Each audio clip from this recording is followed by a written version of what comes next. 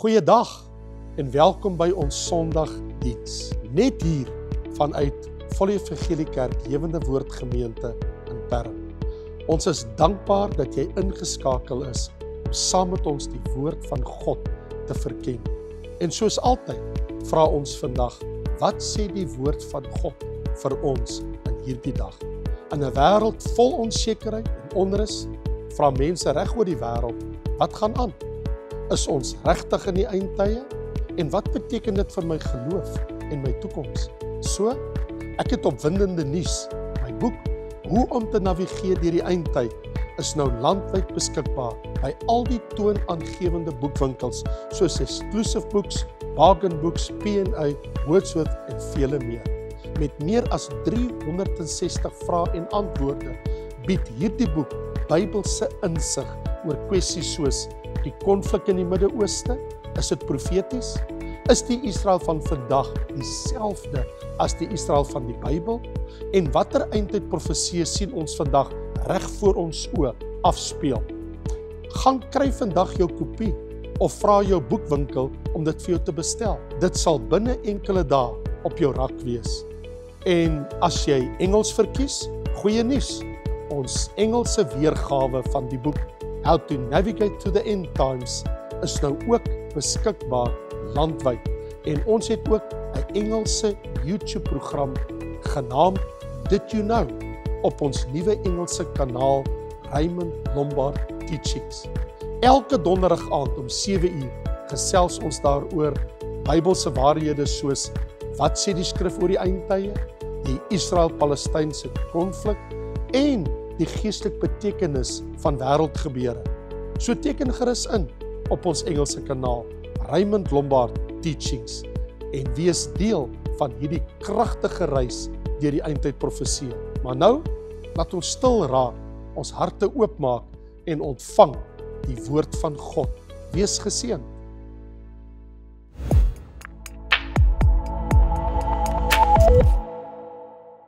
Vriende, kom ons maak die woord van die Here oop. Dit is in Lukas 21 waar Jesus aan die woord is, praat met jou oor die Israel-Palestynse kwessie, né? En môre aand om 7:00 praat ek met jou oor Jerusalem. Jerusalem in die spervuur. Hoekom is dit so belangrik om te weet oor Jerusalem? Wel, Jerusalem is my en jou ewige woning. Die nuwe Jerusalem wat uit die hemel uit neer, het ons volgende gesien, daal neer. So hier is Jerusalem, en Jerusalem is in die middelpunt van die aarde. Is die hoogste punt, dooie sê is die laagste punt daar. So waar Jerusalem is in hierdie Midde-Ooste gedeelte, dis die hoogste punt in die land Israel, is dit die hoogste punt.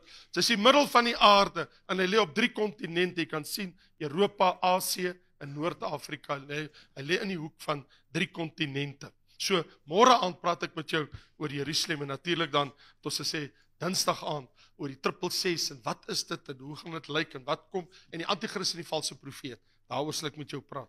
Maar wat vanaand betref, wil ek met jou praat rondom die Israel-Palestynse kwessie, want op die oomblik is dit 'n brandpunt. En as dinge wat ek vir jou wil sê, en aan die einde van die aand het ek 'n vraag om vir jou te vra, want ek wil weet waar jy staan. As 'n kind van God, as jy sê ek is 'n kind van die Here, en jy's 'n wedergebore geesgevulde kind van God, het ek nodig om te weet waar jy staan. Die Here het nodig om te weet waar jy staan, so daar's 'n tyd wat ek met jou wil praat, reg op die einde. Maar voor ek daar kom, wil ek eers 'n Bybelse perspektief stel. En dit gaan hier oor Israel in sy historiese konteks, verlede, en natuurlik ook 'n huidige toekoms, 'n huidige perspektief, en ook 'n toekomstige perspektief. Dit is baie belangrik vir my en jou, om dit te verstaan, want die Here het dit vir ons in die woord gegee, in die Bybel. Nou, jy moet maar die Bybel, moet jy nou maar so aanvaar, want ek wil terloops net iets sê, dat ek weet nie of jy dit weet nie, maar in hierdie Bybel, ek weet van definitief van 2 boeke, en daar kan 1 of 2 ander wees, maar al die boeke wat geskryf is in jou Bybel, is deur Jode geskryf. Israeliete. Jou Bybel is 'n Joodse boek. Moses het die eerste 5 geskryf. En dan kan jy gaan kyk wat het gebeur.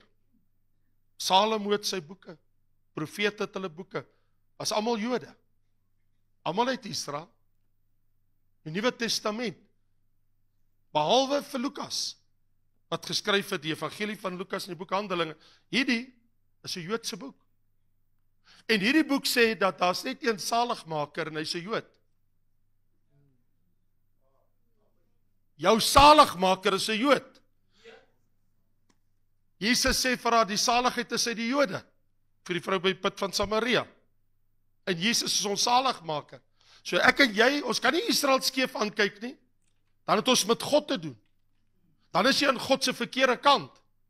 So ek dink dit is net baie belangrik dat ek en jy, met al die geluide wat die wêreld daar buite maak, die valse propaganda, die valse nuus, alles wat jy sien op internet, die meeste van die goed, en alles wat jy sien op televisie wat gebeur, as jy Al Jazeera aansit, of jy kyk na baie van die programme, self CNN, en jy kan na baie toe gaan, hulle is glad nie Israel goedgesind nie, baie vyandig, en praat teen die volk van die Here, en teen al hierdie dinge, en ek en jy weet 'n bietjie beter, ons sê ons is kinders van die Here, ons het 'n Bybel, so ek wil nie met jou praat net so seer nie, ja, ek sal verwys na hulle, en ek sal ook praat oor die Verenigde Nasies, en met hulle agendas, maar die lang en die kort van alles is, ek en jy het 'n Bybel. Alright?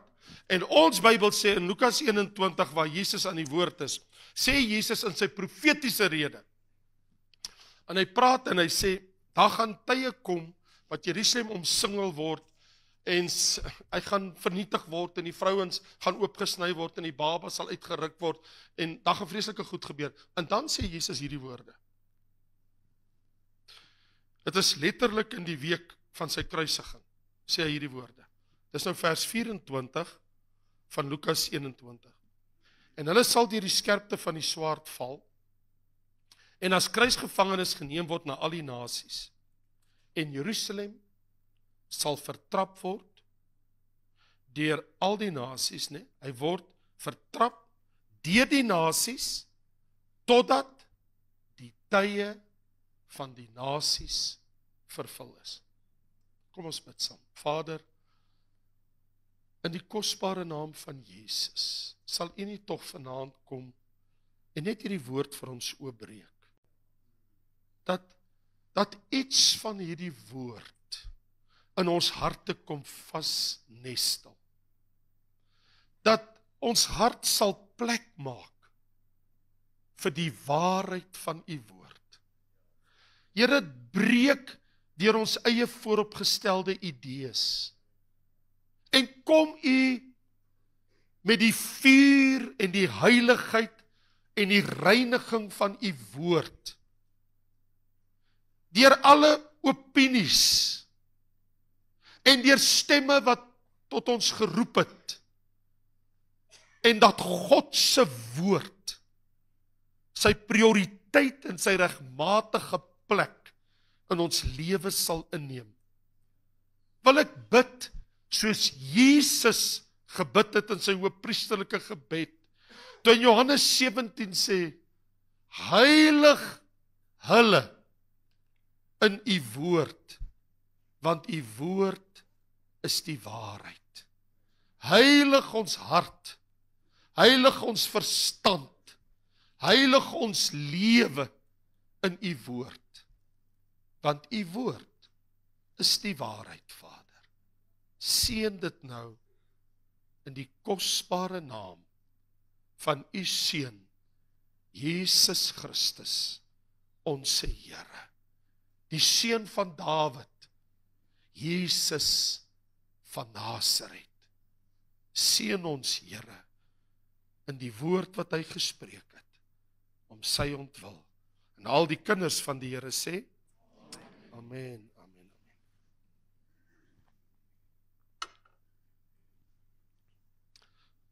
Laat my nou toe dink, flits teen my gedagte toe ek 'n slukkie van hierdie water neem, oor die prediker wat nie kan weet wanneer om ophou met preek nie, en ek besef dit is nou Sondag aand en ek my tyd ken, want julle wil môre gaan werk, maar ek is so bly ek het julle hier, want ek het gehoor hulle die deure gesluit.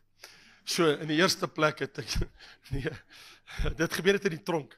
Ronnie, my vriend, wanneer ek en hy bedien het in die tronke, en hy sê altyd vir my, Ronnie Epperly, my vriend van Tennessee, en ek kom al baie jare saam met hom, hy is 'n ongelooflike Amerikaanse vriend, maar hy is so wild soos die bos, en hulle het baie kerk geplant in die Amazone ook, ek en hy was baie lande van die wêreld, ons het gegaan deur Indië, ons is deur Thailand, Myanmar, Cambodia, Burma, Sri Lanka, Cebu, Mindanao, allerlei plekke in die oos, en dan het ek met hom gegaan deur Chili en Argentinië en Tucumán en Santiago en ek het gepreek en bedien en pastoor opgelei hierbo in Colombo, in Peru en in Lima en Kwalamani en al hierdie plekke in die wêreld, maar nou toe dink ek, hy sê altyd vir my, Raymond, as ek in die tronk preek, nee, hy's baie lief vir prison ministry waar die drug lords is, en hy sê vir my, en hy gaan hierdie Kombilaanse tronke, hy sê vir my, man, hy sê, it's like a low hanging fruit,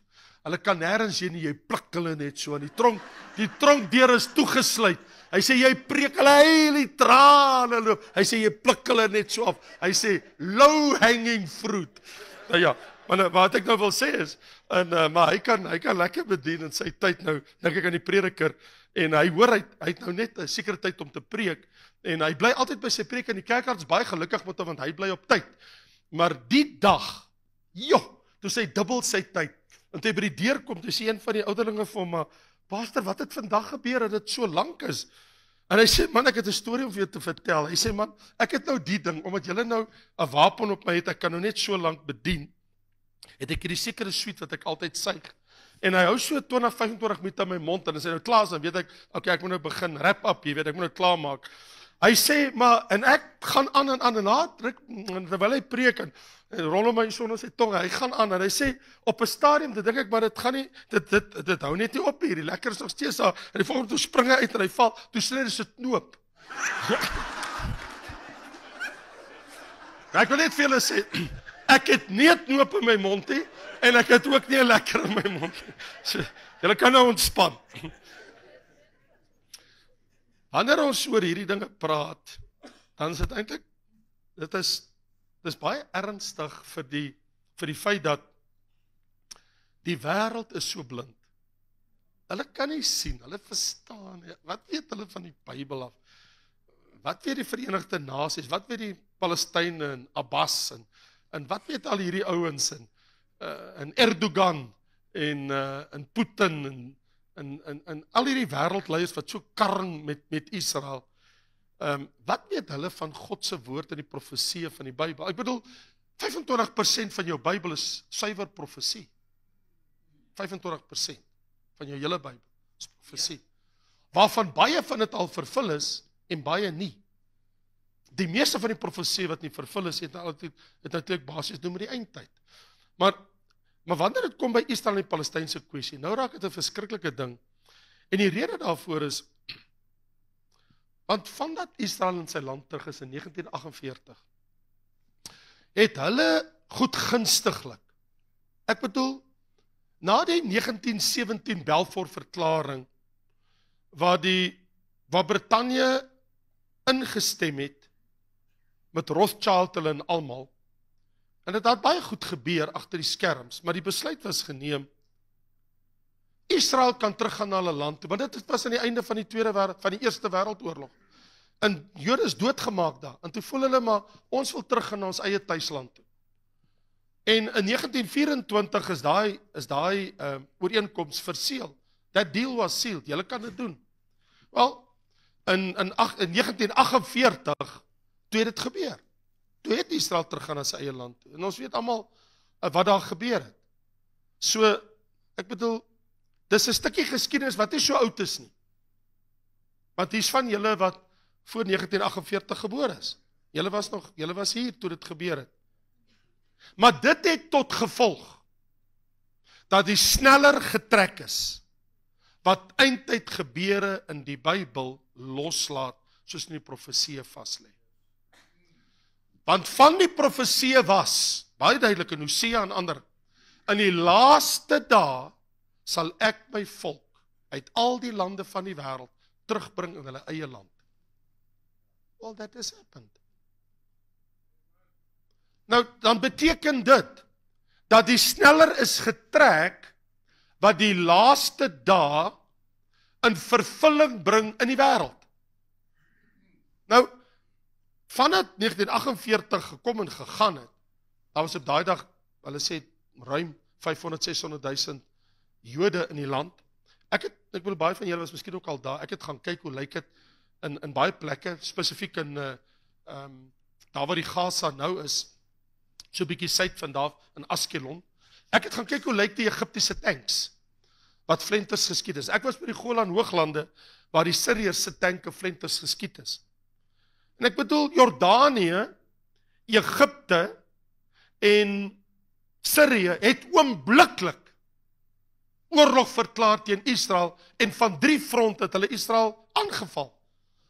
Israel het nie vliegtuie gehad nie, hulle het nie tanks gehad nie. Hulle het 'n klomp masjiengewere gehad in kibbutze, and that was about it. Ek bedoel, hulle het nou net hulle self as 'n staat verklaar, die vlag is gehuis, die vlag van Dawid, en toe is dit chaos. En nou vriende, van toe af, tot hierdie dag wat jy hier voor my sit, is daar nog steeds chaos. Want daar is volke, nasies en tale, en veral die nageslag van Ismael, die Arabiese volke, wat nie wil hê dat Israel moet daar wees. En nou is daar baie gepraat, en daar word baie geskel, en dinge word gesê, oor, wat maak julle daar? Jy sal altyd hoor as jy televisie aansit, jy luister na die nuus, dan sê hulle, the settlers need to be removed. Israel, the settlers, they're not settlers. Hulle is in die land wat God vir Abraham, Isak en Jakob gegee het. Dis hulle land. Die wêreld verstaan dit, hulle weet niks. Wat my bekommer, hoekom ek vanaand met julle oor wil praat, pastoor met jou gemeente ook, en met my kollegas hier. My probleem is, nie die wêreld nie, laat die wêreld aangaan, maak wat julle wil. Laat die VN doen wat hulle wil. Laat die ander volke kom, kyk, hulle gaan in elk geval nie Israel van die aardbodem kan vee nie, want dat beteken dat God kan nie meer God wees nie. God se verbond staan vas met Abraham, Isak en Jakob, julle sal vir ewig in julle land woon, so niemand gaan God intimideer nie. Maar wil ek sê, wat my bekommer, is wanneer Christene, welmenende kinders van die Here, hierdie dinge misverstaan. Dis wat my pla. Wat my pla is, wanneer kinders van die Here nie verstaan waarmee is God besig, en dan het hulle 'n houding wat hulle inneem, en hulle wat op die einde van die dag vir jou probleme gaan gee, want die Here sê, toe alles begin het, in Genesis hoofstuk 12, en die hele behoort almal daai gedeelte te ken, waar die Here gepraat het, toe hy vir Abraham roep, toe sê die Here vir Abraham, gaan uit jou land, uit jou familie, uit jou vaders huis, na die land wat ek jou sal wys, en ek sal jou groot nasie maak, en jou seën en jou naam so groot maak, dat jy 'n seën sal wees, ek sal seën diegene wat jou seën, en hom vervloek, wat jou vervloek. You need to be careful, wat jy van Israel sê en dink. God sê, as jy vir hulle seën, sal ek hulle seën. Nou, ek wil net gou met julle iets deel. Ons het dit Vrydag weer gedoen. Julle sal nou nie weet nie. Lech Lecha is 'n organisasie in Israel. Ek het ingevlieg met 'n paar van my mense 2 jaar terug, want ek het hulle ontdek, en toe besluit ek, maar ek wil self gaan kyk. Lech Lecha is 'n organisasie in Israel, wat jong messiaanse Jode, almal jong mense, wat nou net hulle weermagopleiding klaar gemaak het. Mans moet 3 jaar weermag doen, vrouens doen 2 jaar. As hulle klaar is met hulle opleiding, dan daar so net oor 100 tussen 100 en 120 messiaanse gemeentes op verskillende plekke in die land. Hulle jong mense, die pastore van daai gemeentes, hulle glo almal in Jesus, messiaanse jong mense wat in Jesus glo, maar almal ware Jode, werklike Jode, volbloed Jode. Dan vat hulle deur 'n 3 tot 4 maande baie streng disippelskapprogram. Want onthou, hulle word geroskam in die weermag, want ek bedoel, jy sit met jou Hasidiese Jode, jy sit met jou ortodokse Jode, dan sit jy met jou Russiese Jode, jy het jou Palestynë, jy het jou Arabiere, so, en dan het jy Jode wat glad nie glo nie. Ek bedoel, in 'n sekere sin is hulle goddeloos wat dit betref, en ek wil nie te veel daaroor praat nie, maar wil ek sê, so wat hulle doen is, hierdie gekose groep jong mense, hulle is enigiets tussen 20 en 40, altyd in die groep, 2-3 keer 'n jaar. Wat hulle dan doen is, hulle leer hulle om te werk in hulle verhouding met Jesus. En dan leer hulle hoe om te evangeliseer teenoor die ortodokse Jode, teenoor die Russiese Jode, waar daar baie in die land van is, teenoor die Palestynë en teenoor Arabiere in verskillende bevolkingsgroepe wat binne hulle land is. Leer hulle vir hulle. So, en ons as 'n gemeente, ons werk met hulle saam. So ek het met hulle hande vat sê, ons sal julle help. So, en die gemeente wat ek begin het in Darling, ons buurgemeente, so tussen die twee, nou help ons hulle finansiëel, sodat hulle al hierdie dinge kan doen. So wat ek wil sê is, ons wil iets doen vir die volk van die Here. Die beste wat ek en jy kan doen is, ons hoef nie geld te gee nie, maar ten minste, die minste wat jy kan doen is, jy kan verstaan, wat gaan aan, en dat jy kan goed praat, wat God wil doen met sy mense, en nie deel word van 'n siek wêreld, wat nie weet wat aangaan nie. 'n Wêreld wat God nie ken nie. So wat ek nou gaan doen is, ek gaan in die volgende halfuur of so, gaan ek net op 'n spoor neem. 20 minute tot 'n halfuur. Ek wil net deur 'n spoor van die Bybel neem. Probeer by my bly, try and stay with me, en kyk net hoe dit ontplooi, en waar is ons nou, want dan wil ek jou bring, waar ons nou is. En alles het begin, lang terug, toe Israel moes oor die Jordaanrivier in die land Israel ingaan. Dit was die land Kanaan. En so onder Joshua, en almal ken die storie toe hulle uit Egipte uitgekom het, en hulle is toe in daai land in. Die interessante ding was, hulle het goed gedoen, tot op 'n punt, die volk, want hulle moes die hele land inneem. Hoekom hulle die land met die banvloek moes getref het? Al die afgode moes uit die land uit, en almal, man, vrou, kind, alles moes dood. Ons klink is baie verskriklik, maar dit was so goddeloos, hulle was so satanies, so duivels, die volk wat daar gebly het, die Kanaanitiese volke, en hoe hulle afgode gedoen het, hoe hulle die mense, kannibalisme, kinders wat geëet was, en wat hulle geoffer het in die vuur gesit het. So, God se antwoord vir die volk was, maak die land skoon. Wel, hulle het gedoen tot op 'n punt, en dan lees jy in 1 Samuel 6, vers 16, maar Asdod, Gaza, Askelon, Gat en Ekron, 5 Filistynse stede, het Israel nooit ingeneem nie. Is dit nie interessant? Gaza was een. Kan jy dit glo? Gaza. Daar nou teen die Middellandse See, daar waar al hierdie moeilikheid nou vandag is. En wat my so aangegryp het, ek het eendag, toe skakel ek Al Jazeera nuus aan, en deesdae wil ek dit ook eers meer kyk nie, want dit is net so negatief, wanneer hulle wil repliek lewer oor die Midde-Ooste, eenoogig. Maar toe kom op die televisieskerm Mahmoud Abbas, wat die president was van die PLO, en hy sê, sy woorde was, ons gaan nie ons grondgebied prysgee nie, want ons wil Israel hê, die grondgebied. Hy sê, ons sal wees dorings in julle oë en angels in julle sye. En ek is like, jy het nou net uit die Bybel uit aangehaal. Want die Here het vir Israel gesê, as julle nie doen wat ek sê en julle hierdie volke uit die land uitvat nie, dan gaan hulle word dorings in julle sye, in angels in julle sye, in julle oë en julle sye. En julle sal swaar kry. Ek wil net vir julle sê, tot vandag toe vlieg die missiele oor die muur. Dorings en angels, al die moeilikheid wat hulle het, na al die jare, hulle het nog steeds moeilikheid. Hoekom praat ek oor die land Israel? Dis die plek waar Abraham vir Isak op die altaar vasgemaak het, in Jerusalem, op die berg Moria. Dis die plek waar ons Here Jesus gekruisig is. Dis die plek waarvan God sê, dis my stad. Dis die enigste stad op aarde wat God sê, dis myne. Dis myne. Maar julle kan daar woon, sê vir die volk Israel, maar dis my stad. Julle kan daar woon, ek gee dit vir julle, maar dis myne. En my voete, Jerusalem, is die voetbank van my voete. Weet die Jode, ek sê altyd, hulle te sê, dink ek aan Jerusalem was, as jy hoor hulle sê dit, hulle sê, enige plek wat jy bid op aarde, hemel toe, is 'n long distance call, maar as jy in Jerusalem bid, is dit net 'n local call. Want die Here sit net so en kyk hier op Jerusalem af. Hulle sê, dis net 'n lokale oproep, is nie 'n lang distansie oproep nie. Jy soek die Here is al ver weg. Hulle sê, as jy in Jerusalem is die Here hier by jou. Maar jy voel dit ook sommer, as jy daar is, net die teenwoordigheid van die Here in Jerusalem. Wel, die land Israel is die mees belangrikste stukkie eiendom op die hele aarde. As jy weet wat die grootte van daai land is, teen die grootte van die Midde-Ooste, dis 1% van 'n fraksie van die hele Midde-Ooste se land. En almal wil dit hê. Die land is waar ons Bybel afgespeel het.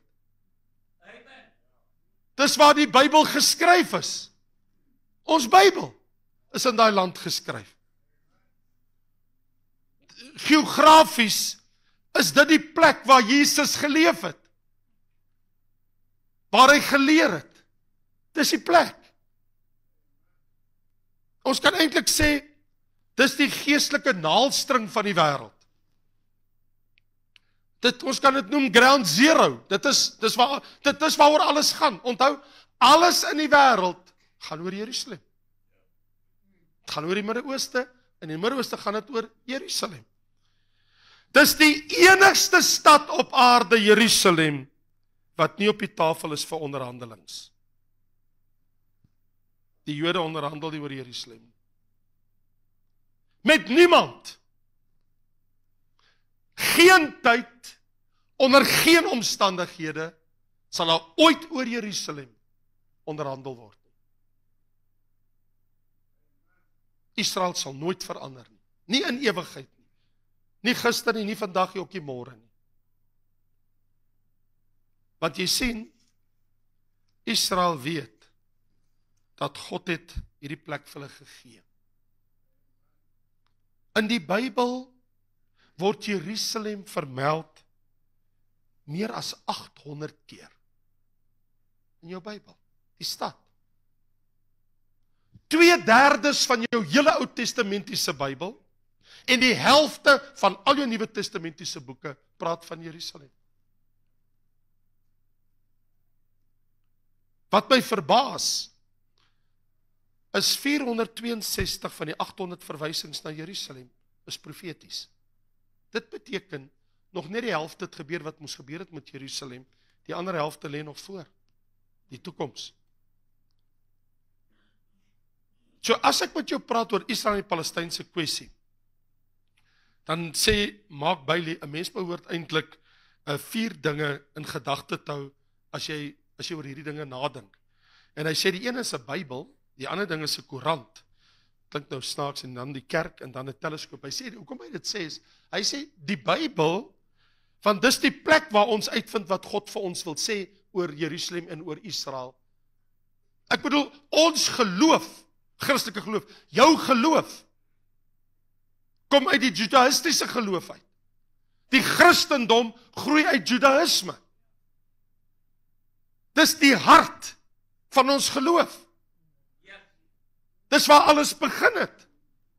Dis hoekom dit vir ons belangrik is. Ons moet dit verstaan. Hy sê, so ons het die woord nodig om te weet hoe God dink en praat en doen oor Israel. En ek stem saam. Hy sê die koerant, is goed om dit in gedagte te hou, want hy sê die koerant se nuusberigte bring gedurig die Midde-Ooste en Jerusalem onder ons aandag. Kom altyd weer terug. Hy sê in die kerk, ja natuurlik, ons moet oor die kerk praat, want wat is die kerk se posisie? Dis nou my en jou vanaand. Wat is ons posisie oor alles wat ons hier in die Bybel lees oor Israel?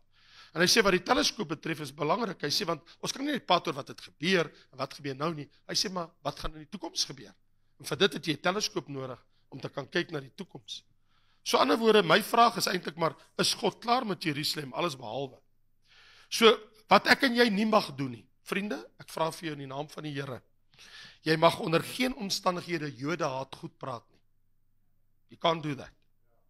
Jy kan nie Joodse antisentimente, ander woorde, antisemitisme aanblaas nie. Jy kan nie in jou gesprekke by die werk, of met ander gelowiges, of met vriende of jou familie, kan jy teen Israel praat nie. Onthou, die Here Jesus homself is 'n Jood, hy's 'n Israeliet. Jou saligmaker kom uit Israel. Uit die geslag van Dawid, uit die stam van Juda uit. Wie Israel seën, sal God seën. Wie Israel vervloek, God gaan jou vervloek. En so vir my, wil ek sê so, wat moet ek en jy praat en dink en doen oor al hierdie dinge? So kom ons skep dit gou vir 'n oomblik konteks.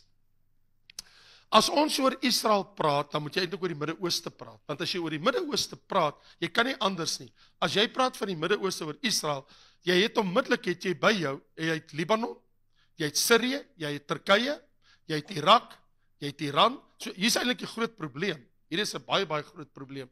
Want hierdie die Sjiite, want onthou, die geloof van Iran is Sjiite. Die geloof van Saudi-Arabië is Sunnis. Dis 'n groot verskil. Hulle is nog steeds moslims. Maar as jy vir my vra, wie haat mekaar die meeste in die ganse Midde-Ooste? Wie haat mekaar die meeste?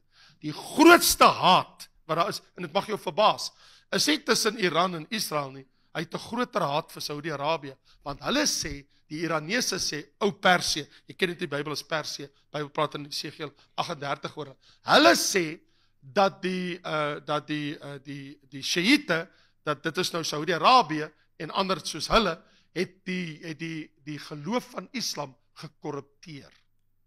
So dis kom jy altyd sien hoe blaas hulle mekaar op met hierdie selfmoordbomme die heeltyd. Want wat doen hulle?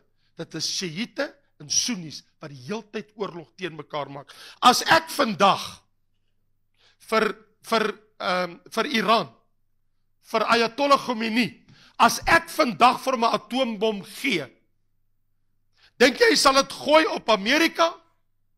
Sal hy dit gooi op Israel of sal dit gooi op Saudi-Arabië? Ek weet, hy sal dit gooi op Saudi-Arabië. Dit klink vreemd, maar dis wat dit is. Want hulle het hulle geloof volgens hulle gekorrupteer. Dan die tweede wat hulle sal doen, heel waarskynlik, hulle sal moet kies tussen Israel en Amerika. Want hulle noem ons Israel is klein Satan en Amerika is groot Satan. So is groot Satan en klein Satan. Maar Saudi-Arabië gaan eerste kom. So wat jy het is, jy sit hier met 'n klein landjie, dis die punt van my vinger bedek hom, maar kyk al hierdie lande, wat almal Israel vyandig gesind is. Miljoene mense wat hom vyandig gesind is. Maar van meer as 380 miljoen wat hom vyandig gesind is. So, en nou bedoel, Iran en julle almal het gesien wat gebeur verlede jaar, toe hulle daai missiele van hulle oorgegooi het. Wel, dank die Here, omdat Saudi-Arabië neutraal staan, en 'n baie goeie verhouding met Amerika het. So Saudi-Arabië, hulle het ook 'n Iron Dome, hulle eie ene. So toe daai vuurpyle kom wat hulle skiet na Israel toe, nou jy kan mos sien, as jy dit skiet en jy moet oorkom, dit vat ons 'n rukkie vir hom te kom, neem 'n redelike tyd. Soos daai missiele aankom, die Amerikaanse skepe wat in die Rooi See is, so hulle het ons van een van hulle groot fregatte was in die Rooi See, en is hier so nie te ver van die kus af in die Middellandse See. So die oomblik toe daai begin om te travel deur die lug, wat gebeur? Onmiddellik begin Saudi-Arabië reageer en hulle skiet teenaanvalle om daai vuurpyle uit die lug uit te haal, want is op pad na Israel toe. Die Amerikaners, hulle stuur, en wil jy glo, hier reg langs hulle is Jordanië. En Jordanië in die Bybel, baie interessant, is die broer van Jakob, want is Edom. En so wat gebeur is, Jordanië, hulle stuur missiele om af te skiet, Saudi-Arabië stuur missiele, die Amerikaners gee missiele, hulle haal hulle almal uit en daar val net een, en een dogtertjie van 12 jaar oud word beseer, met al die missiele wat die land te geskiet. Hordes en hordes. Almal het ingespring en gehelp. Wat Israel se Iron Dome nie uitgehaal het nie, een het verbygekom. Natuurlik, jy het nou gesien, wat gebeur met die Houthis. So wat op die oomblik nou gebeur is hier in Jemen, hier is 'n gemors. Want wat hierso gebeur is, hierdie Houthis, dat hulle haat Israel met 'n passie. Maar ek bedoel, ons almal weet mos, hulle is mos maar in samewerking met Iran. En Iran voorsien aan Hezbollah, hierso in Libanon, wapentuig en ammunisie, dieselfde met die Houthis, en Iran voorsien aan Hamas. En dis waar die probleem kom. En Hamas is binne in Israel se grondgebied. So nou het jy 'n probleem. Ons het vir julle 'n stuk grond gegee in 2004. Toe teken Israel 'n ooreenkoms met die Palestynë, met die PLO, en sê, luister, ons verstaan, julle 2 miljoen mense, julle 1.8 miljoen, 2.3 miljoen, julle moet ook 'n plekkie om te leef, so ons gee vir julle hierdie stukkie grond. Hulle gee vir hulle Gaza, die Gaza-strook. Hulle kry ook Jericho by, en hulle kry 'n stuk van die Wesoewer. Nou, hier is die storie. Intussentyd, in plaas van hulle al die geld vat wat hulle kry, die VN gee geld oor die hele wêreld, almal maak geld by mekaar, om ons nou die Palestynë te help, want hulle moet ons nou vestig, ons moet nou stede bou. Intussentyd is Hamas besig om wapentuig aan te skaf, tonnels te bou, oor die 500, 600 kilometer lange tonnels wat onder die aarde is, as jy almal by mekaar tel, hulle het net een doelwit vir die oë vir die dag wanneer ons Israel gaan uitvat. So wat het jy nou? Jy het mos nou al hierdie vyandige gesinde lande, so jy Turkye, dit is mos Klein-Asië in jou Bybel, so jy het Erdogan, jy het Sirië, wel daai Sirië het so onder mekaar gespring en beself so begin doodmaak, en Israel sit net hier op die Golan Hoogland, en kyk jy daar vir die series en sê, haal julle maar mekaar uit, ons raak nie betrokke in die storie nie, wel julle weet nou dat daai man is ook nou uit gevlug, so, maar wat ons nou het, Irak wag nog hier, ons het Iran daar, natuurlik Saudi-Arabië wil nie regtig vyandig wees, soos ons het die Houthis wat hier is, en natuurlik Egipte, daar is 'n redelike vredesooreenkoms tussen hulle en Egipte op hierdie stadium, wat baie broos is met die Muslim Brotherhood, jy weet nooit wat daar gaan uitkom nie. Maar hier's nou die lang en die kort van die hele ding. Wat ons mee sit is, jy het Hamas, jy het Hezbollah, jy het Jemen, jy het die Houthis, jy het Iran, jy het Irak, jy het Sirië, jy het Turkye, jy het Egipte. Dan sit jy met al hierdie Arabiese lande, van Marokko, Algerië, Tunesië en Libië. So as jy vir my sê, waar is al die moslim lande, wat grootliks moslim is, Western Sahara, Mauritanië, Mali, Niger, Chad, Sudan, Eritrea, Djibouti, hier hardloop hy oor, en dan kom hy hierso, Pakistan, Afghanistan, Turkmenistan, Kazakhstan, al hierdie lande, Iran, Irak, as jy hier deurkom, en jy kom hier om, hierdie, is alles moslimlande, en al wat hulle sê is, ons wil die land terug hê, wat maak die settlers daar? So nou hier sit die Israelies, en hulle moet hulle self nou verdedig teen hierdie hele wêreld.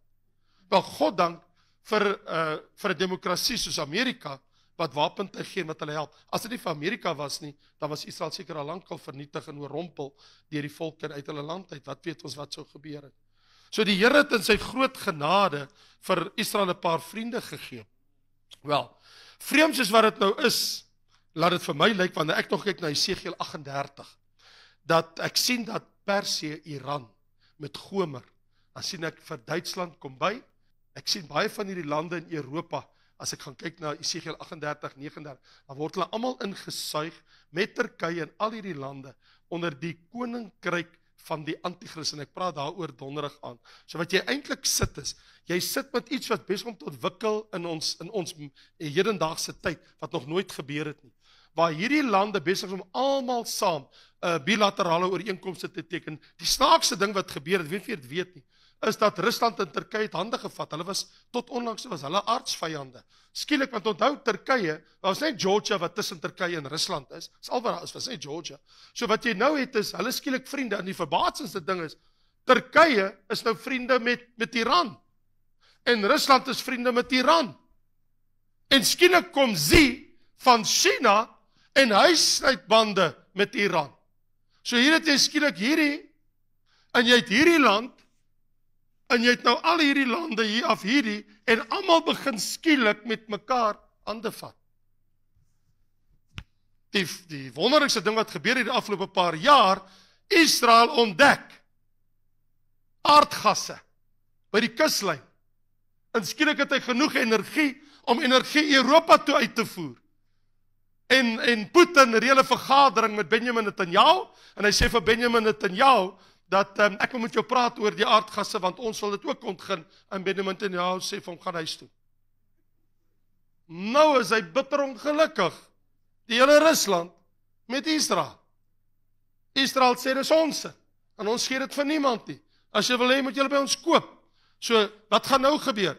So nou Europa het 'n probleem, want wat Rusland nou gedoen het met sy oorlog met die Oekraïne, al wat hy wil doen is, hy wil die ou Rusland, sluit ons hierdie lande in, Finland, Estonië, Latavia, Belarus, al hierdie lande was deel van die ou Rusland. So jy sit met Putin, al wat hy wil doen is, hy wil sy land se grense uitbrei, dis hoekom hy begin het, toe hy heel onder begin het, eers met Crimea, hier's Rusland, so hy het ingekom na Crimea toe, en toe het hy nou opgewerk na Donetsk, en al hierdie oorlog wat op die oomblik aangaan, nou praat hy vredesooreenkomste, nou dat hy 'n derde van die hele Oekraïne gevat. Jy moet weet, as Rusland die hele Oekraïne sou vat, Belarus is in sy sak. Ek bedoel, dit weet ons almal. So die feit dat Belarus is met hulle is 'n diensknegt van Rusland. So as jy hierdie skielik, jy moet sien wat het nou gebeur op die wêreld. Want as die Oekraïne en as Belarus is klaar daar, al wat tussen hulle en Europa is maar net hierdie landsgrense. Dis al. Dit beteken, ons sit skielik met 'n hele nuwe scenario, ons moderne wêreld. En die Bybel leer vir ons, as jy kyk na die koninkryke wat uitspeel in die eindtyd, Openbaring 13, met die leeu en met die beer en met die luiperd in die koninkryke wat kom, kan jy baie duidelik sien. Ons wat die Bybel bestudeer met die koninkryk om te sien wat gebeur, ek kan duidelik sien hoe begin hulle hande vat. Dis interessant, die Bybel sê yster en klei meng nie. Dis nou baie interessant, want Engeland was boots and all deel van die EEG lande, hy's nie meer nie. So as jy vandag, as jy na Engeland toe gaan, moet jy mos jou eie visa hê. Jy kan nie met 'n Schengen mos by Engeland toe gaan vir daai rede nie. Hulle sê nee. Schengen gaan jy Europa toe. As jy wil Engeland toe kom, moet jy kom met 'n Engelse visum vir Engeland. Hoekom? Want hulle het mos nou wegbeweeg. En hulle sê nee, ons wil nie ons eie identiteit verloor nie. Ons wil nie ons geld teenoor die Britse pond verloor nie. En ons wil nie ons etnisiteit prysgee nie. Ons is Engeland. Ons is op ons eie. En yster en klei meng, so ons sien al die goed voor ons uitspeel. So as jy vir my vra wat is besig om te gebeur, dan kan ek vir jou sê, dit is baie duidelik in Bybelprofesie, dat wat in die wêreld op die oomblik gebeur is, al hierdie lande is besig om homself te posisioneer, want die antichrist gaan kom. Eintlik wat ons sien is, dit is soos 'n teelaarde vir die groot verdrukking wat besig is om te ontplooi. Die finale vestiging van 'n koalisie in die eindtyd. En dis nou hier waar die geweldige ding vir my en jou raak as dit kom by Israel. Want wanneer dit kom by Israel, want alles, dit gaan nie oor wat die lande wil doen nie, want alles wat hulle wil doen, het in geval as fokus altyd Israel. Dit laat my dink aan jare terug, toe was Benjamin Netanyahu, voordat hy, kyk, hy moes nou weer herkies, 'n tyd gelede, maar toe was hy mos vir 1 termyn af, maar in sy eerste termyn, toe Benjamin Netanyahu die premier was van Israel, toe sy daar by die Verenigde Nasies, kyk, die Verenigde Nasies het geen ooghare vir Israel, en Israel het nog minder vir die Verenigde Nasies, want dit is 'n klomp buffels. En so, en Benjamin Netanyahu is daar, en nou gaan dit oor die Palestynë en samesprekings en alles. En so, Benjamin Netanyahu moet nou sy speech gee, sy praatjie, en hy staan op, en ek het die verslag gelees, en hy staan op en hy sê, hy wil net sê, dat, hy wil eers vir 'n storie vertel, Moses, vertel nou vir die Verenigde Nasies, aan die FSA, hy sê, Moses het in die woestyn rondgestap, en toe kry hy 'n watergat. Hy sê, en hy trek toe al sy klere uit, hy spoedel naak, hy sit dit alles op 'n klip neer, en hy gaan in die koel water, en dit is so lekker, in die water, in die warm woestyn, en hy het dit so geniet, en Benjamin Netanyahu sê, hy sê, en toe hy dit nou klaar geniet het, en hy klim so uit die water uit, toe soek hy sy klere, en sy klere is gesteel, sy klere is weg, hy sê, 'n Palestyner het gesteel, en dis nie waar, hy skree die Palestynse onderhandelaar aan die vee, en hy sit daar by sy mikrofoon, en hy skree, dis nie waar nie, hy sê, ons het toe nie bestaan nie, ons was nie daar nie, hy sê, nou dat hy dit gesê het, nou dat hy dit vir ons so duidelik opgeklaar het, ek wil met julle praat, wie was eerste daar?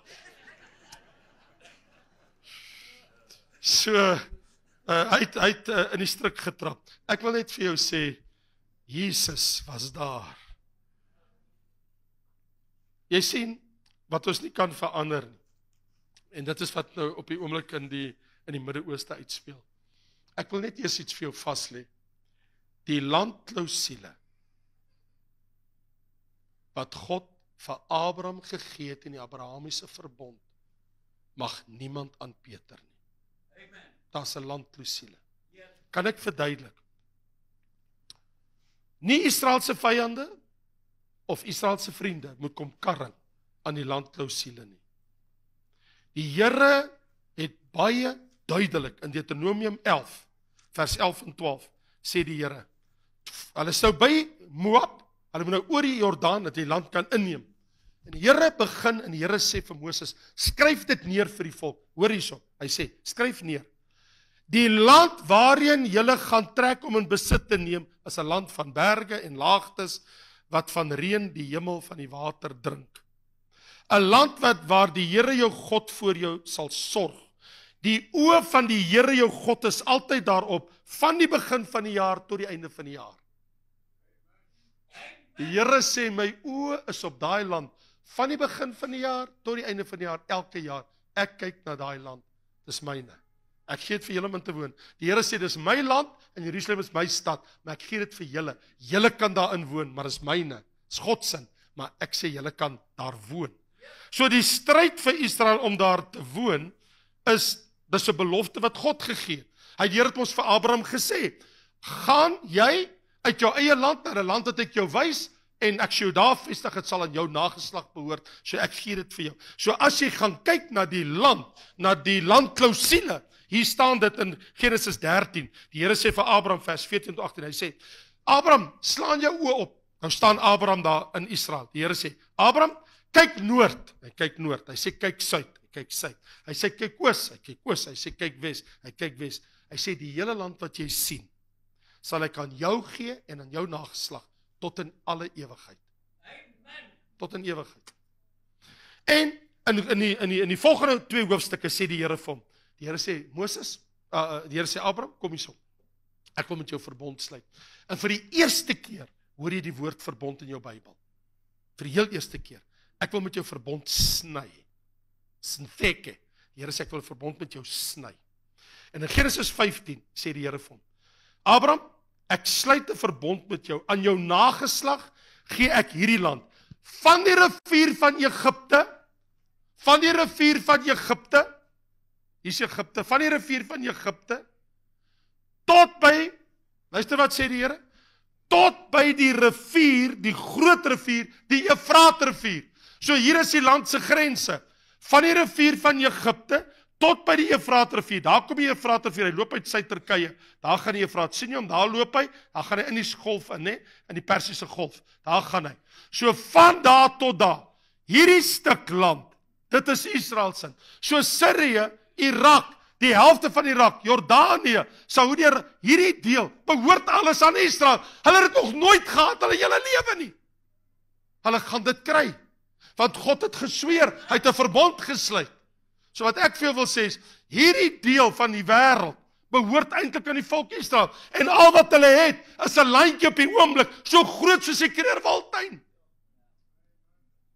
En dan wil die mense dit van hulle wegvat. En eintlik Israel behoort eintlik almal die weg te jaag en te sê, dis ons plek. Hier staan dit in God se woord, en hulle weet dit, hulle het 'n Bybel. God het dit vir ons gegee. En die wonderlikste van alles is, die nuwe Jerusalem wat uit die hemel uit neerdal, kom nie in 'n land hier nie, dit kom in land in Jerusalem. In die land Israel, wat beteken ons gaan vir ewig daar woon. Dit word ons plek. So, dan hoor jy mos, hulle sê mos op televisie of in die nuus, julle sal baie keer sien, from the river to the river. Maar dis ons dat die Palestynë mos nou sê, ons wil hê die hele land, from the river to the river, bedoelende, dis ons wat die Palestynë skree, daar in Gaza ook, Hamas, hulle almal sê mos, from the river to the river. Nee, dis Satan se leuen. God het dit vir hulle gegee. Van die rivier tot die rivier behoort aan die volk Israel. So ek en jy kan nie dit verander nie. So as ons praat oor Israel en die Palestynse kwessie, dan moet ek nie dood eenvoudig aanvaar. Dit is wat God se woord sê, en ek en jy moet daarby berus. Ons kan mos nou nie teen dit gaan nie. Nou, Israel het sy vyande, en hy het ook sy misleiding, want die duiwel het 'n diaboliese plan. Want wat die duiwel wil sê is, Israel is nie meer God se volk nie. So baie mense vandag, selfs in Afrika, hulle wil Israel wees. Vader weet en die Here weet alleen. Hoekom wil almal Israel en Jode wees? Hulle wil Hebreëus praat en hulle wil Israel wees. Ek bedoel, ons is die kerk van die Here. Is dit nie vir jou goed genoeg om te behoort aan Christus en om deel te wees van die liggaam van Christus, die bruid van Christus nie? Ek wil nie my etnisiteit verander nie, want in elk geval daar is nie meer 'n Jood in Christus nie. Die Bybel sê in Christus is daar nie Jood of Griek of barbaar of skiet nie, of man of vrou nie. Almal is een in Christus. So hoekom wil jy iets anders wees? Ek en jy het hierdie wonderlike ding as kerk van Christus. Ons is nou bruid van Christus. In Openbaring word ons die vrou van die lam. Israel sal die vrou van God wees, verseker. God is geskei op die oomblik van Israel, want Israel was God se vrou in die Ou Testament. Maar weens haar hoerery het die Here vir haar 'n skeibrief gegee en gesê weg met jou. Maar ons weet die Here gaan dit mos herstel. Hoekom dink jy? Op die nuwe Jerusalem wat uit die hemel uit neerdal, is die 12 fondamentstene, die name van die 12 apostels, wat aan die kerk behoort, en dat die 12 poorte, die 12 name van die 12 stamme van Israel. So die nuwe Jerusalem behoort aan Israel, en het behoort aan die kerk. Ek is nie 'n tweedehandse burger nie. As ek vir ewig in die nuwe Jerusalem woon, al is daar, as ek instap by die 12 poorte, ek kan uit die stad uit en ek kom in, en ek lees altyd een van die name van 12 stamme van Israel, want die simmetrie word altyd bou. Daar was mos meer as 12 stamme, ons weet mos, daar was mos 'n ekstra stam, maar natuurlik, wanneer hulle dit in die Bybel lys, sal jy altyd vind die 12 stamme word simmetries gelys. Dan sal die een drop en die ander een bysit, of dan verander hulle dit, maar sal altyd net 12 wees. Dit is hoe dit moet bly. God het dit so beskik. So hier's die ding. Ek en jy weet, dat as bruid van Christus, as kerk van Christus, het ons regmatige plek. So ons hoef nie te probeer die kerk om Israel te wees nie. Die ander misleiding is dat die land se naam was Palestina. Het julle almal 'n Bybel by julle? Ek wil hê dat julle moet vir julle Bybel oopmaak en wys my waar is die naam Palestina in jou Bybel. It doesn't exist. Dis 'n leuen. O ja, ek kan vir jou wys waar is Palestina in my Bybel. Want ons geagte Bybelvertalers, toe hulle die kaarte hier agter in die Bybel insit, toe skryf hulle daar op een van die kaarte Palestina. Dis nie die Bybel nie. Hulle noem dit Palestina. Dis nie die Bybel nie. So, hulle gaan so te keer en sê, hierdie land het aan ons behoort. Dis 'n infame leuen. En dat hulle sê die Arabiere was eerste daar. Nee, ons weet mos die volk van Israel was eerste daar. So die Verenigde Nasies, wat maar net 'n speelbal is in hierdie mense se hande, hulle sal altyd Israel kritiseer en teen hulle te velde trek. En waar ek en jy vandag is, as dit kom by Israel, wat ons weet, die misleiding dat vrede in die Midde-Ooste is moontlik, dit is nie moontlik nie. Daar kan nie vrede in die Midde-Ooste wees. Daar sal nooit wees. Solank as wat Israel in sy land is, kan daar nooit vrede wees. So wat is die kwessie nou? Daar's nie 'n tempel nie. Israel wil 'n tempel hê op die tempelgebergte. So wat moet hulle nou doen? Jordanië het die seggenskap, die koning van Jordanië. Dit was volgens ooreenkoms in die Balfour-verklaring, en dit was later bevestig in 1924, en ook toe hulle Jerusalem ingeneem het in 1967. So hulle weet, so die tempelgebergte is daar, die El Aqsa moskee is daar, en ons het die westelike muur van die tempel wat daar is vandag, en dis al wat daar is. So nou, Israel wil 'n tempel bou bittergraag. Daar moet 'n tempel kom. Jesus sê daar kom 'n tempel. Matteus 24. Daniël sê daar kom 'n tempel. Daniël 9. Nou waar is die tempel? Paulus sê daar kom 'n tempel, 2 Tessalonisense 2. Daar is nie 'n tempel nie. Want Jesus in sy wederkoms sal kom wanneer die anti-kris in die tempel is. Waar is dit? So binnekort moet die tempel gebou word in Israel. So, en daar is nie vrede nie. So wat moet nou gebeur? Iets moet gebeur. Gaan dit wees dat as die wegraping plaasgevind het en die man verskyn, die anti-kris, en hy maak 'n vredesooreenkoms tussen Israel en sy Arabiese bure, dat dit beteken hulle kan die tempel bou, of gaan hulle binnekort die tempel begin bou nog voor die wegraping plaasvind? Dan wil ek nou sê, as jy sien met jou fisiese oë, Israel begin 'n tempel bou, nee, dan wil ek sê, kanselleer al jou polis asseblief voor. Time's up. Dan is die wegraping reg voor die deur. Want ek bedoel, want ons lees mos in die Bybel in 2 Tessalonisense 2 in die middel van die groot verdrukking, en die Bybel sê, dit lees ons spesifiek in Openbaring hoofstuk 11, hy gaan 42 maande in die tempel sit. So, nou weet ek en jy mos dit kom, maar jy geweet, hier's my probleem, dis waar ek 'n probleem het, dat die Arabiese volke beheer 99.9% van die Midde-Oosterse grondgebied, Arabiere, moslims, okay? Luister wat ek sê, al die grondgebied wat jy daar sien, 99.9% behoort aan Arabiere in die Midde-Ooste. Israel het 1/10 van 1% van die landmassa in die Midde-Ooste tot sy beskikking. 1/10 van 1%, al die ander, het die Arabiere gevat. En nou wil die VN in die wêreld sê, gee vir die Palestynë nog meer grond. Met die bietjie wat hulle het. En Israel is julle van julle trolley af. Waar moet ons woon? Dis die land wat God ons gegee het, hier is ons Bybel. Maar die VN het nie 'n Bybel nie. Erdogan het nie ons Bybel nie. So hulle het almal hulle eie denke oor dit. Maar God het mos sy ewige plan. Wat my dink aan die Fiddler on the Roof, ek weet nie van julle daai musiekblyspel gesien, van die Fiddler, daai Joodse melkman, wat gebuk gegaan het onder die armoede, bitter arm, met daai verdrukking van die Russiese Jode, En eendag, as jy daai fliek ooit gesien het van Fiddler on the Roof, op 'n sekere stadium toe roep hy mos uit, toe sê hy, I know, hierdie Joodse man, hy sê, we are your chosen people, O Lord, but once in a while, can't you choose someone else? Hoekom moet ons so deur al hierdie hel gaan? Wel, julle het Jesus gekruisig. Julle het gesê, laat sy bloed op ons en ons kinders neerkom. Julle het gaan buig voor ander afgode. Ons verstaan dit as die kerk. Maar ons weet, in die lang plan van God, sal julle in julle land hervestig wees wat julle nou is. Gaan julle julle tempel kry, gaan die anti-kris julle kom karnival, maar Jesus sal kom.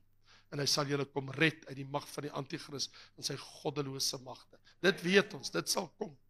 En dan sal julle in die 1000 jaar vrederyk kan ingaan. Julle sal die kop wees van al die nasies van hierdie wêreld en nie meer die stert nie. So, dit is verseker so. Wel, Moses is baie duidelik in sy verstand toe hy vir die volk sê in Deuteronomium 7, want jy is 'n volk heilig aan die Here jou God. Jou het die Here uitverkies uit al die volke van die aarde om sy eiendomsvolk te wees. Hoor jy wat ek sê? Hoor wat sê Moses? Hierdie volk, Israel, jy is God se eiendomsvolk uit al die volke van die aarde. Niks het verander nie, vriende. Die Here het 'n welgeval in jou, hy het jou uitverkies. Nie omdat jy groter en beter as ander volke was, jy was die geringste, maar omdat die Here jou lief gehad het met die eed wat hy gesweer het aan jou vaders. Ander woorde, God is 'n God van sy woord. God het gesweer vir Abraham, Isak en Jakob. God het 'n eed geneem. God het 'n verbond gesluit met Abraham, hy het 'n verbond gesluit met Isak, hy het 'n verbond gesluit met Jakob. En God het gesê, ek gee vir julle hierdie land, hierdie grond, hierdie volk, dit sal ewig so wees. Julle sal my volk wees, ek sal julle God wees. You can't change it. Dis waar ek en jy vandag is. In die wêreld wil hiervan niks weet nie, en God het net eenvoudig vir hulle gesê. So, hulle moenie vir ons kom sê okkupasie is dieselfde as eienaarskap nie. So, ja, Israel was al uit sy land in ballingskap, maar die Here het hulle nog altyd weer teruggebring in hulle land in.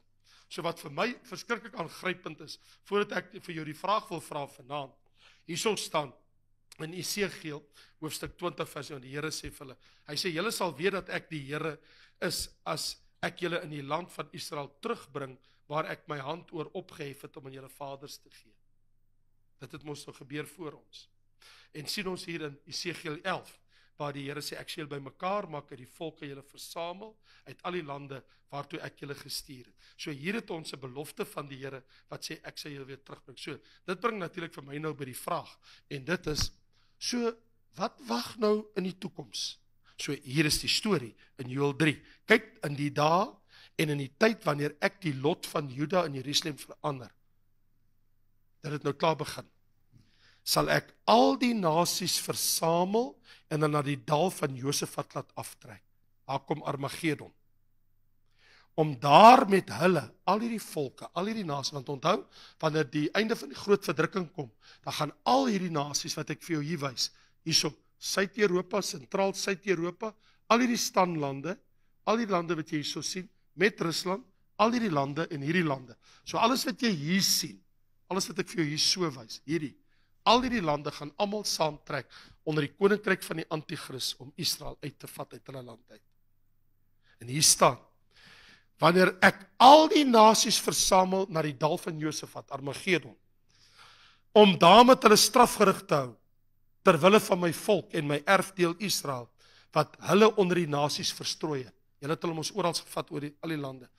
En my land wat hulle verdeel het. Julle het my land verdeel. God sê ek het dit teen julle. En oor my volk het julle die lot gewerp. Die Here sê ek sal julle kom oordeel. So ek wil net sê, dit is onafwendbaar. So my vraag eintlik is, waar staan ek en jy? Wat ek wil sê is, waar ek staan is, ek wil sê vir die VN, en ek wil sê selfs vir die Suid-Afrikaanse regering, wat boetie is, met van hierdie organisasies, met Hamas en ander, ek wil vir hulle sê, en al hierdie studente in die universiteite van Amerika, wat so antisemitisme aanblaas, ek wil vir hulle almal sê, julle moet julle hande afval van Israel af. Want dit is God se volk. So ons as 'n kerk, wat kan ek en jy doen? Wel, ten eerste, kom ons neem kennis van God se tydhorlosie. Ten slotte, luister nou mooi. Dink aan God se tyd toe, die tyd het gekom dat hierdie goed is vervulling gaan in Bybelprofesie. So ons sien dit, die sneller is getrek, ons kan dit nie meer stop nie. So nou is die vraag, hoekom was dit vir my vanaand belangrik om te praat oor Israel-Palestynse kwessie? En ek wil vir iets sê. Alles wat ek jou hier vertel het, sê vir ons iets van die karakter van God. Dit wys vir ons, God het sy woord gehou, dat tot vandag toe, al het hy hulle telke maal uit die land uit gaan, het hulle altyd weer teruggebring, nommer 1. 2, God het nog nooit sy verbond verbreek nie. God maak nie beloftes en verbonde en verbreek dit nie. God hou dit altyd. Maar hier is die ding, as God dit met Israel gedoen het, sal die Here anders met sy kerk optree. Dis dieselfde God. Die God van die kerk is die God van Israel. Dis dieselfde God. So ons God sal doen wat hy vir ons beloof het wat hy doen. Dieselfde God wat gesê het, hy bring Israel terug, is dieselfde God wie vir ons leer in sy woord, hy kom ons haal, dat ons kan wees waar hy is. Jesus sê, ek kom julle haal, dat julle kan wees waar ek is. So wat die Here beloof het vir die toekoms van Israel, wat in vervulling moet gaan, dit sal hy doen. Maar wat hy vir die kerk beloof het, dit sal hy ook doen. So hier is die feit. Almal wat teen Israel is, tot vandag toe staan by hulle grafte. Israel staan by hulle grafte. Israel is nog steeds daar. Israel is nog steeds in sy land. So waar staan ek en jy vandag as ons na hierdie dinge kyk? Wel, ek wil vir jou sê, waar is Benjamin Netanyahu? Hy het 'n rukkie terug 'n verklaring gedoen. Hy het gesê, one thing is clear, it is Israel who will decide its security needs, and only Israel can do this. Ander woorde, hy sê vir die VN en vir die hele wêreld, maak wat julle wil. Ons sal onsself beskerm, ons weet wat om te doen, en dan sal ons niemand wat intimideer. Nou dis maar net 'n Jood wat so praat, en hy is heeltemal reg. En toe sê hy hierdie woorde, we will build in Jerusalem, want hulle wil nie moet bou nou nie. Hy sê, we will build in Jerusalem, without conditions, without concessions, without restrictions, we will build throughout the city. Ons bou in ons land, en ons gaan nie laat julle enige iemand in die wêreld ons bedreig, en sê ons mag nie bou in Israel nie, ons gaan voort. En dit bring nou vir my tot hierdie slotboodskap. Toe lees ek van jare terug, van die vroeë kerkvaders, ek het die Dagé daar by my, wat geskrif is, The Way of Life and the Way of Death, wat meer as 1900 jaar oud is. En in band met die naam van Athanasius, hulle het vir hom eendag gesê, maar ons gaan vir jou toesluit in die tronk, want jy bly staan by wat in die Bybel geskrywe staan. Jy moet net 'n bietjie laat gaan, moenie so vashou aan alles wat hier staan in die Bybel. En toe gooi hulle hom in die tronk. En hy sit in die tronk, en hy het 'n vriend gehad wat hom kom besoek het, in sy tronksel. En sy vriend sê vir hom hierdie woorde, weet jy nie dat die hele wêreld teen jou is nie? Hou op! Laat gaan net sekere van die goed wat in die Bybel is, man. Dan kan jy die tronk uitgaan en ons kan aangaan met ons lewe. Hy sê, die hele wêreld is teen jou. Weet jy dit dan nie?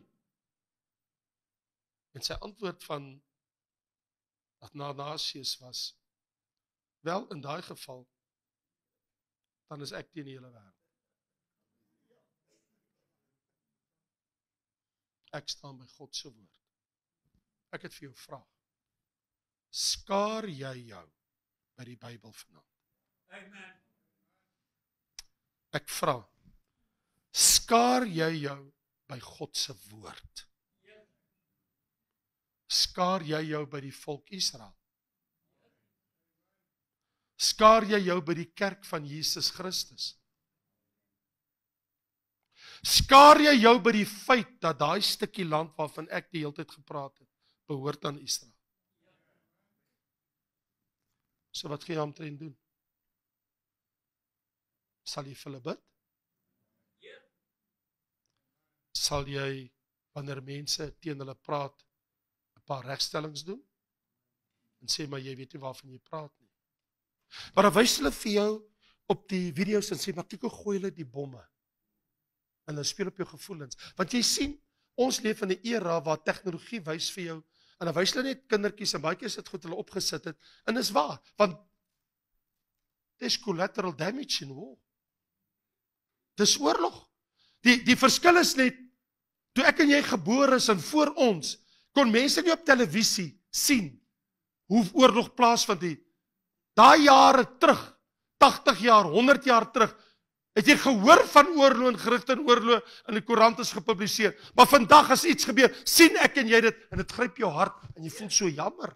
Wanneer jy sien hoe sterf mense, hoe lê hulle stikkend geskiet, kindertjies en alles, en dit gryp ons en ons voel, dis nie reg nie. Maar iemand het eendag gesê, as jy wil vrede hê met jou buurman, en jy wil albei vrede hê, dan het ons vrede. Maar as ek vir jou sê, ek wil vrede hê met jou, maar jy wil nie met my vrede hê nie, wat het ons dan?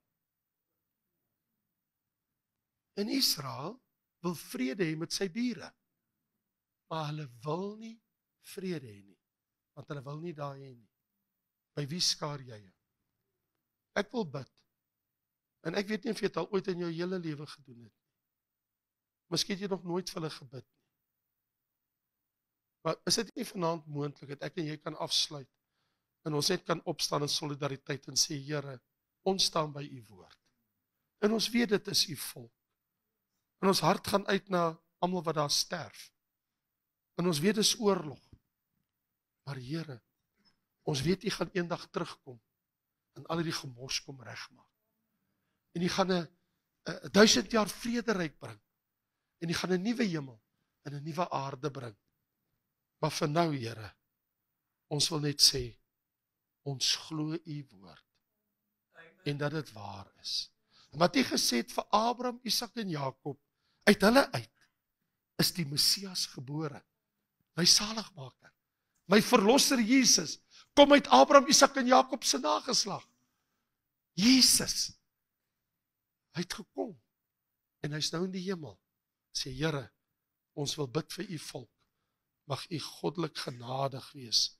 En Here, daar is soveel verlore, daar is so min gered onder hulle. Want ek bedoel, Paulus sê, terwille van die evangelie is hulle my vyande. Hy sê, maar terwille van die uitverkiesing, is hulle bemindes. So ek het hierdie dualisme in my. Aan die een kant neem ek hulle kwaadlik, dat hulle so blind is, en dat hulle Jesus nie sien nie, en daar is so min messiaanse Jode wat die Messias aanvaar het, maar aan die ander kant weet ek, hulle is bemindes terwille van die vaders. Maar dat ons 'n hart sal hê vir God se volk. So ek pleit by jou, dat wanneer jy oor hulle dink, en wanneer jy oor hulle praat, dat jy versigtig sal wees en weet, wie my volk seën, sal ek seën. Wie hulle vervloek, sal ek vervloek. Kom ons bid saam. O Here, Vader onse God, wat sal ons sê? U was getrou deur al die eeue. U was getrou deur al die millenniums.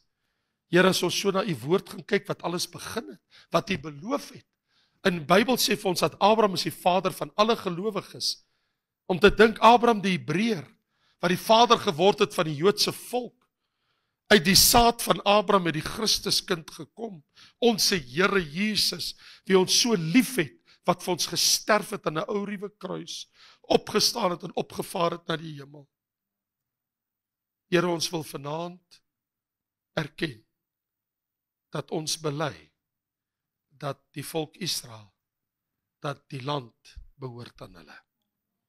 En Here, ons wil vanaand erken, dat u handel met hulle, en dat hulle onder u oordeel is gewis en seker. Maar dat u hulle vergewe en hulle terugbring in hulle land, en eendag gaan herstel. Dit glo ons.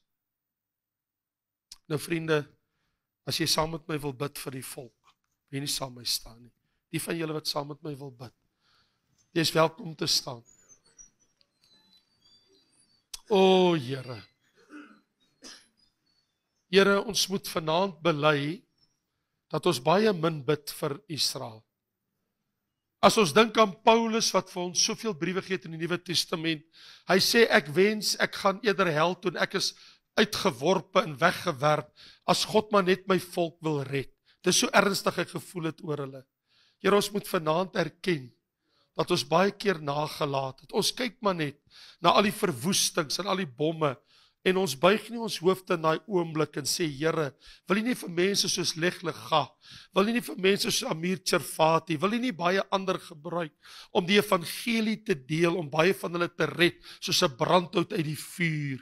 Here, want kom U tog nie van hulle af nie, en gaan ons tog nie ewig in daai land woon nie, gaan dit tog nie ons ewige woonplek wees, wanneer die nuwe Jerusalem uit die hemel uit neerdal, sal die land van Israel dan nie eendag ons sin wees nie. Daarom wil ons vanaand intree en bid en sê, Here, dat U, en ons weet die profesie moet vervul word, dat U doel sal bereik soos U woord sê met Israel. Here, dat U woord in vervulling sal gaan. U het U woord gehou, hulle is terug in hulle land. U maak hulle bymekaar op hierdie oomblik. Here, en ons weet daar kom 'n groot verdrukking. Ons weet die anti-kris kom, maar dan weet ons Jesus gaan uit die hemel uit verskyn.